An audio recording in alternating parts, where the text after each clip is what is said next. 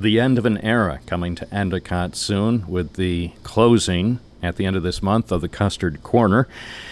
Now on the program, we speak with the owner, Fred Corl, who has made a decision to close the business that he has operated for the past 36 years. It's good to have you with us on Binghamton Now. Thank you. Tell us a little bit about the history of the Custard Corner. What prompted you to get in the business of providing the sort of treat for people in Endicott and the Triple Cities back in 1983? Well, I worked in Owego, and there's a little place out on 96 called Owego Soft Serve. And I'd go for lunch and like 11:45, and he'd have a line of people waiting for ice cream. I figured, that might not be a bad little business. So that's how it came about, and I just kept looking for a location and came up with Endicott, and it went from there. So you started at Endicott Avenue and Franklin Street, and the business was there for 15 years. Yes, that's correct. And then we moved to Vestal Ave next to Snidely's bar.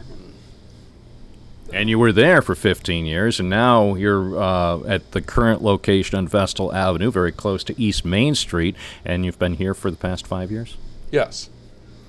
What was it like as you opened up in 1983? Was it tougher than you envisioned? Tell me about the early days of running the Custard Corner. The early days was tougher. When we first opened, it was quite chaotic because I had never done anything like this, and I had to learn on the job. The distributor that sold me the equipment showed me how to make a cone and said, there you go. So basically, here's how you make a cone. Good luck. Right. That was what it was. It's a lot harder to run your own business than just making a cone. That's correct. A lot more into it. Tell me about that learning experience in the early weeks and months, and perhaps even in the first years of running the Custard Corner. Oh well, we had a lot of learning to learn. We experimented with different things and trying to find out what worked, what didn't work. I had not been into another establishment to find out what what actually goes on. So it was quite the learning experience.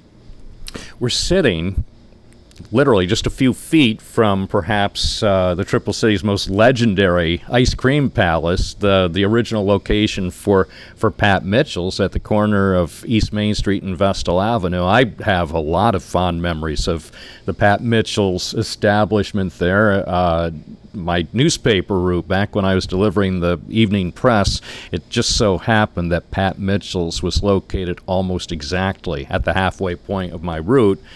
And I enjoyed those afternoons, whether it was summer or winter, Pat Mitchell scooping up ice cream and giving me the enthusiasm to finish my newspaper route.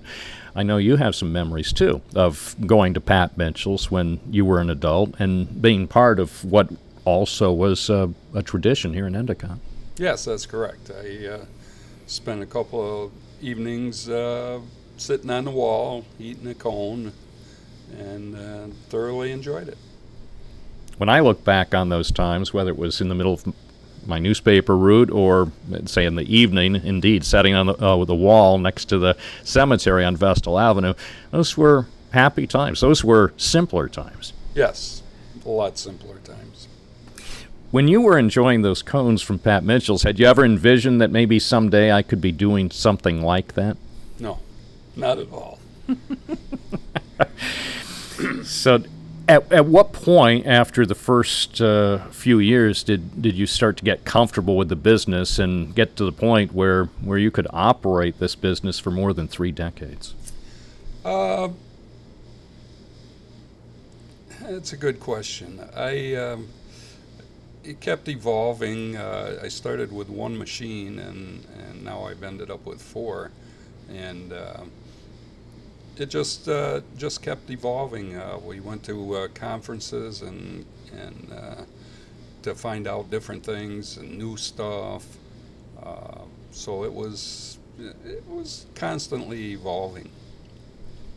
And with time, you developed a bunch of loyal customers, people who really looked forward to visiting, whether you were at the original location or then to the second spot on Vestal Avenue or here where we are today. Yes. Yep. A lot of loyal customers. I thank them very much for their support, and it's just been a tremendous time. What's the biggest challenge of running a business like this? The time you have to put into it. I knew going into it that I'd have to put a lot of time into it, but I didn't realize probably how much time. Even though it is only seasonal, it still goes year-round for me, doing different things. So, tell me about your decision to close. Well, it's been 36 years since I've had a summer off, and I've missed a lot of things, and my wife's getting ready to retire, so I just figured it's time. And so within the last few weeks, you made the announcement to your customers. What's the response been? The response has been great. They really helped me and congratulated me. They're sad, disappointed. They don't know where or if they'll can get custard like mine again anywhere. So hopefully I'll be able to sell the business and continue. Still looking for someone who can carry on the tradition? Yes. Yeah.